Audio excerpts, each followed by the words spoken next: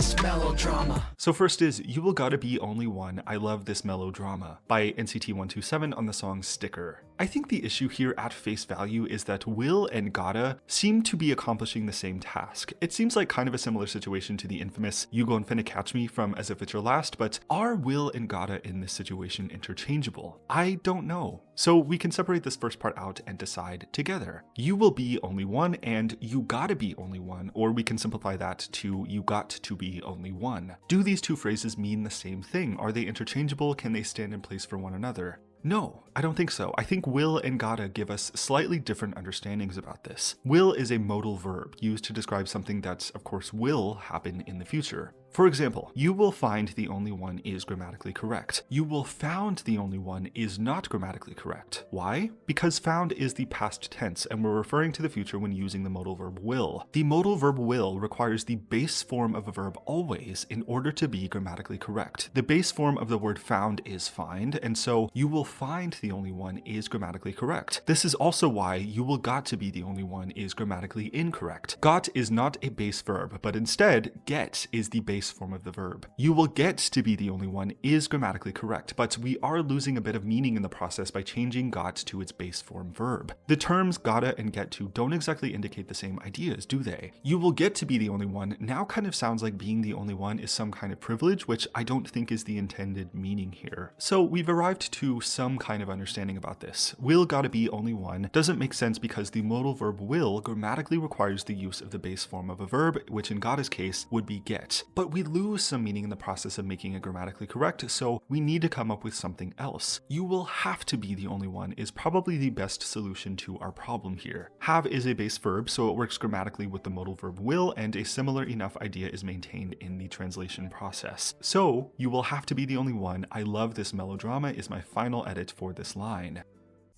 Wife, I make you feel so high.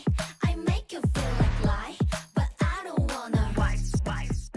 Next is Wife, I Make You Feel So High, I Make You Feel Like Lie, but I Don't Want to Wife by G-I-DLE on the song, of course, Wife. I think this one is kind of straightforward. The issue here is I make you feel like lie. We kind of know what is being said here, but it's ambiguous to the point that we don't know what it exactly means in this situation. I think that's why we could flag it as a problem or issue in terms of meaning. I'm guessing, given the context of the song, that G-IDLE is talking about a man's fantasy of a wife and all its usual impossible expectations. It's a lie. In the end, it's unrealistic and often unfair, the gender roles that are assigned to the role of a wife in which a husband does not need to reciprocate or match in effort. In the context of this song, G-IDLE plays with the idea of entertaining this unrealistic fantasy. I think a more clear description of this situation would be, I make you feel the lie of what it means to have an idealized wife. That is my personal understanding and fix for this line, but it is certainly open for interpretation. The natural grammatically correct fix to this phrase would be, I make you feel like a lie, but it requires a bit more context that the rest of the song doesn't really provide. So the solution to this, as it is a bit vague, comes down to personal understanding of the song at large. Moving on, is the line, but I don't want a wife, a problem here? I don't think so. Wife is not a traditional verb, but the way we tend to use it in English can allow it to behave as a verb sometimes. All a verb needs to be able to do is change tense, in which the word wife can do to an extent. I can say, I wifed a little too hard today as a past tense verb. I could also change the tense to be in the present continuous, I'm wifing today. It makes sense, right? It requires a little cultural or social understanding, but fully can behave like a verb. So G-IDLE saying I don't want to wife does make sense. So piecing all of this together, my final edit would only be, wife, I make you feel so high, I make you feel the lie, but I don't want to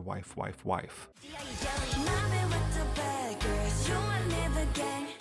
Next is Mobbin' with the Bad Girls, You Ain't Even Gang by BADVILLAIN on the song Bad Villain. I don't think this is grammatically incorrect, but people certainly do talk about this line quite a bit. Removing all the contractions, this line reads, Mobbing with the bad girls, you are not even gang. This second part, the word gang, can be and is used as a singular pronoun. It doesn't follow traditional English grammar rules, but as always, that doesn't make it bad English. It is a singular pronoun in this case, referring to the identity of someone, but more so behaves like an adjective. It functions like you are aren't even a part of the gang. You don't meet the qualifications, the expectation, or standard of what would be required to be considered gang in this situation. I suspect the main reason why people point this line out is that none of the people who sing this song, none of the members of BADVILLAIN would ever say something like this in real life. It's a part of the group's concept, and based on the dissonance that's caused by the people who perform it, can very easily border on appropriation and making a mockery of this variety of English as it's used as a kind of costume. This is a universal problem we run into a lot with K-pop's use of terms, phrases, and ideas that come from African American vernacular English and also African English varieties. I don't think it's bad English in this instance, as the singular use of gang as a pronoun and/or adjective is common in these varieties of English. The bigger problem here is the appropriation of these terms and phrases by people who otherwise would not be saying these things. If it's being performed as a concept and also given the stigma around these varieties of English as it stands today, it begins to pose a bit of a problem. I think that's what we're dealing with here in this situation instead. So I would say there's certainly a problem with this line that warrants being discussed, but it's not bad English by any means. I think that's important to identify. Now, does that make me